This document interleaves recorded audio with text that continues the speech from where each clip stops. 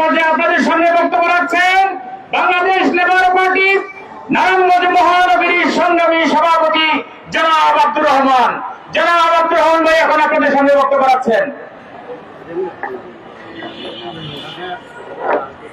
বিসমিল্লাহির রহমানির রহিম। সম্মানীয় নেতৃবৃন্দ এবং সম্মানীয় নারায়ণগঞ্জবাসী, আসসালামু আলাইকুম। আজকে 11 দলীয় জোটের সমাবেশ। শুধুই কি এটা 11 দলীয় জোটের সমাবেশ? শুধুই কি 11 দল সমাবেশ করবে? বাংলাদেশের জনগণের, নারায়ণগঞ্জবাসীর কি কোনো দায়িত্ব নেই? যদি আপনারা হা ভোটে ভোট দিয়ে থাকেন, এ দায়িত্ব শুধু 11 দলীয় জোটের নয়।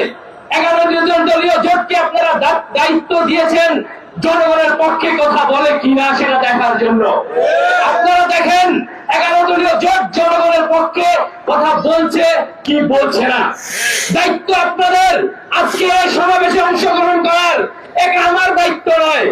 তাই নারায়ণগঞ্জবাসীকে আমি বলতে চাই, আপনারা সবাই একত্রিত হন এবং 11 দলীয় জোট আপনাদের ন্যায়ের পক্ষের যে অধিকার আছে সেটা নিয়ে সামনে দাঁড়াবে।